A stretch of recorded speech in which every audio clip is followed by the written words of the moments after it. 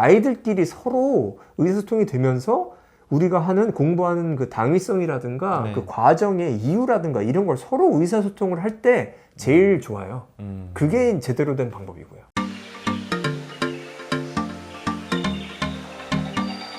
그러면 이제 이거에 비교를 해서 학원은 네. 장점이 뭘까요? 학원은 과외 반대다. 학원은 약간 생태계가 있어요. 이게 뭐 어떤 이득을 얻는다기보다는 네. 아이들이 있고 선생님들이 있으면은 제대로 된 학원이라면 메시지가 선생님으로부터 직접 아이한테 가는 거는 그렇게 크지 않습니다. 아이들이 옆에 앉아 있는데 새로운 아이가 딱 왔어요. 근데 옆에 있는 아이들이 선생님 말을 듣네. 선생님이 말씀하시는 거를 막 고개를 끄덕이면서 듣는다. 막 장난치더라도 선생님이 한마디 하면 그걸 듣고 뭔가 문제를 열심히 조용히 푼다. 이런 모습을 보는 순간 그 새로운 아이는 무슨 말인지는 모르겠으나 이해하면 좋지만 대부분 이해 못해요. 야, 옆에 아이들이 따라한다는 이유가 있겠지 하면서 따라하는 거죠. 그게 더 큽니다. 이성적으로 이렇게 받아들이는 것보다는 감성적으로 우리 옆에 있는 아이들이 하니까 나도 한다 그러면서 그게 몸에 배이고 습관화 되는 게 더 좋아요. 과외 같은 경우는 이게 힘들어요. 그래서 지속성도 약한 게 이 때문이죠. 그래서 좋은 거는 아이들끼리 서로 의사소통이 되면서 우리가 하는 공부하는 그 당위성이라든가 네. 그 과정의 이유라든가 이런 걸 서로 의사소통을 할 때 제일 좋아요. 그게 제대로 된 방법이고요. 이거는 이제 쉽게 저는 생각을 못했던 건데 네. 아주 잘 말씀을 주신 것 같습니다. 그 외에도 여러 가지 있을 것 같아요. 네. 그 뭐 저기 흔히 말하는 커리큘럼이죠. 네. 이제 안 그런 학원도 있는 걸로 알고 있는데 일단은 연간 계획을 짜놓고 시작하잖아요. 네. 연 전체적으로 계획을 짜놓고 뭐 이제 긴 경우에는 뭐 3, 4년 혹은 더 긴 경우에는 5년 이상씩 이게 계획을 짜서 네. 이게 단계적으로 이렇게 구성이 되기 때문에 좀 더 짜임새가 있다. 네. 네, 이렇게 생각을 하고요. 그리고 이제 소비자 입장에서 봤을 때는 검증된 곳을 찾기가 좀 더 쉬운 것 같아요. 그렇죠. 예. 예. 이 과외 시장은 좀 이제 정보가 유통이 잘 안 돼요.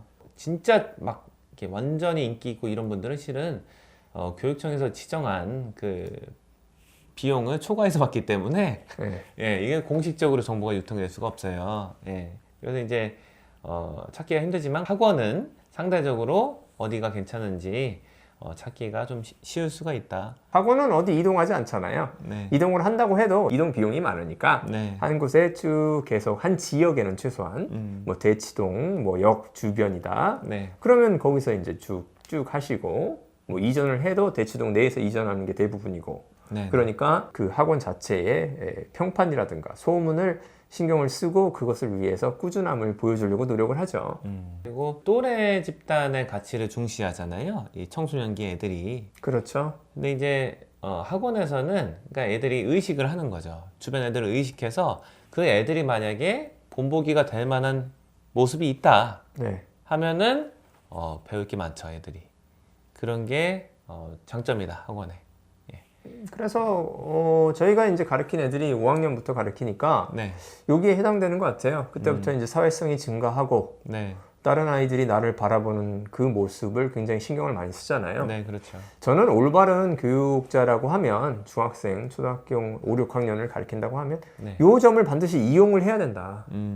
이것을 긍정적으로 이용을 하고 올바른 방향으로 이용하면 네. 이 공부에 서로 경쟁이 아니라 약간 누가 뒤처지면 야 너는 왜 열심히 안 하냐 이런 무언의 메시지라든가 아니면 진짜 말할 때도 많아요.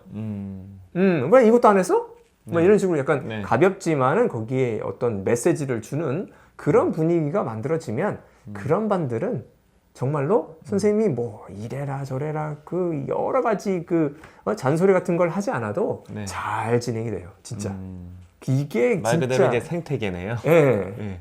거기서 근데 그거를 잘 조정을 해줘야 돼요. 이게 공부가 아닌 걸로 변질될 때가 굉장히 많아요. 그걸 잘 보시고 있다가 네.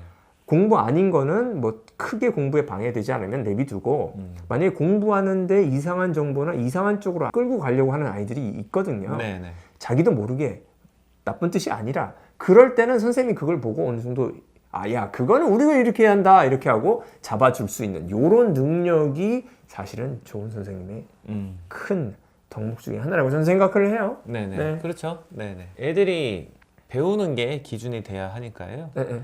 선생님이 잘 가르치는 게 기준이 아니잖아요. 그러니까 좋은 학원이라는 건 이제 선생님이 얼마나 설명 잘하냐 이게 아니라 아이들이 얼마나 많이 배우냐 이걸 기준으로 잡아야 된다.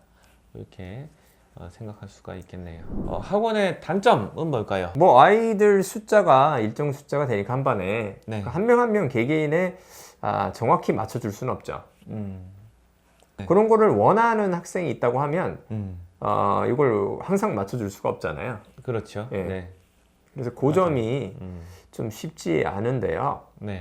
그 학생 저한테 맞춰주세요 이렇게 하는 학생이나 혹은 부모님들이 그런 걸 좀 많이 요구하는 분들이 계신데요. 이런 경우는 사실은 대부분은 학습에 좀 방해가 되는 요소가 됩니다. 이 자기한테 맞춰달라는 게 뭐냐면은 선생님이 어떤 방법을 제시합니다. 선생님 입장에서는 우리 학생들 전부 다 이렇게 하면 좋겠다 하는데 자기는 그게 안 맞다고 하는 거예요. 이게 맞을 수도 있고 아니면은 핑계가 될 수도 있어요. 저는 어떤 걸 많이 봤냐면은 저한테 맞춰주세요 하는데 계속 바뀌고 요구사항이 점점 틀려져요. 그게 한두 가지가 아니고 시간부터 해서 이제 수업 시간이 변경해달라 아니 네. 보충으로 다 해결해달라고 하거나 이런 경우가 많고 네. 또 수업 방법이라든가 어떤 것이 자기한테 맞춰달라는데 그게 자꾸 변하는 거예요. 그리고 학생은 공부를 안 하겠는 방법으로 하고 어머니는 아이를 공부 많이 시키게 하는 방법으로 이게 두 개가 틀려질 때가 많아요. 이러면은 그냥 숨바꼭질이 된 거죠. 네. 이런 경우는 어느 정도는 맞춰서 가야 된다. 자, 공부할 때 시험지가 나와요. 네. 그럼 시험지에 나오는 걸 맞춰서 해야죠. 네. 자, 7번 문제가 좀 이상해요. 네. 내가 봐도 이 질문 안 좋네. 이 문제 안 좋네. 하지만 그게 아예 틀린 건 아니거든요. 그거 맞춰야 되잖아요. 그렇죠. 네. 열심히 쓴 사람 의도 파악해서 정답 찾아서 써야 돼요. 그런 아이들이 공부를 잘해요. 그래서 일정 부분 맞춰주는 건 알겠는데 일정 부분 아니라 뭐든지 이렇게 맞춰달라고 하면 그것은 공부에 방해가 분명히 됩니다. 그리고 학원의 단점이 또 뭐가 될 수 있을까 생각해 봤어요. 네. 그런데 학원마다 좀 이건 많이 다를 수도 있는데요. 예, 맞습니다. 아이가 수동적이게 될 수 있겠다. 네. 진짜 말 그대로 약간은 선생님의 설명을 중심으로 교육이 이루어지는 학원에 가면은 그러니까 이 아이의 주된 일은 듣게 되는 것이잖아요. 네. 듣는 것에 계속 집중을 하게 되면은 이제 자기가 하는 것과는 점점 더 멀어지고 말 그대로 이제 수동적으로 될 수가 있겠다. 그런 것이 과외보다 가능성이 좀 이제 높겠다. 예, 이런 생각을 합니다. 네. 그리고 이게 전통적인 방법인데 지금은 전 줄어들고 있다. 분명히 줄어들고 있다고 생각을 해요. 그런 한쪽 일방향성 이런 수업은 줄어들고 있다고 생각을 하는데 네. 아직도 많이 있다고 봐요. 네, 그래서 많이 있죠. 학생들이 다른 곳에서 공부하고 오면 저는 그런 네. 생각이 딱 들어요. 여태까지 어떻게 공부를 했지? 음. 대답 하나 했는데 분명히 아는 건데 대답 하나 하는데 1분, 2분 뭐 이렇게 걸려요. 제가 어떻게 하냐면 1분, 2분은 저는 기다리니까 네, 네. 특히 이제 신입생이 오면은 네. 맨날 기다릴 수는 없는데요. 네. 한두 분 정도는 꼭 기다려줘야 된다. 학원 중에 저는 효율성으로 봤을 때는 반드시 아웃풋이 학생에서 나오는 말도 좀 하고 글도 쓰고 이걸 확인하고 피드백 주고 요게 반드시 있는 학원에서 학년 상관없어요. 초, 중, 고등학교 더 필요합니다. 네. 반드시 피드백이 있는 곳에서 공부를 시켜야지 효율이 높다. 안 그러면은 머리를 안 쓰게 돼요. 네. 네. 또 이제 학원의 단점은 그 자기한테 필요하지 않은 거를 네, 듣고 있는 시간이 좀 길 수가 있을 것 같아요. 그쵸. 이건 제 이제 경험인데요. 제가 이제 어렸을 때 이제 그 스타 강사 분들 수업을 좀 들었습니다. 학원에 이제 앉아서 이제 수업 들으러 왔는데요. 이제 자꾸 무용담을 하세요. 그러니까 나는 이제 공부를 하러 갔는데 무용담 그래 좋아요. 할 수 있죠. 농담 네, 긴장도 풀고 한 5분 정도 하는 것까지 인정인데 네, 무용담을 뭐 한 20분 이상씩 하고 이러니까 네. 참 이제 듣기가 힘들다. 그리고 이제 어떤 분들은 설명을 너무 길게 하세요. 그래서 이게 내가 알고 있는데 왜 이렇게 길게 하는 거야? 이런 게 빈도가 높을 수 있는 게 학원 교육의 단점일 수 있을 것 같아요. 물론 이거는 학원마다 굉장히 다를 것 같긴 해요. 근데 설명 중심으로 이루어지는 학원은 이 위험이 굉장히 높다. 저는 뭐 앉아 있으면은 네. 이런 느낌 들어요. 시간을 때운다 이 사람들이.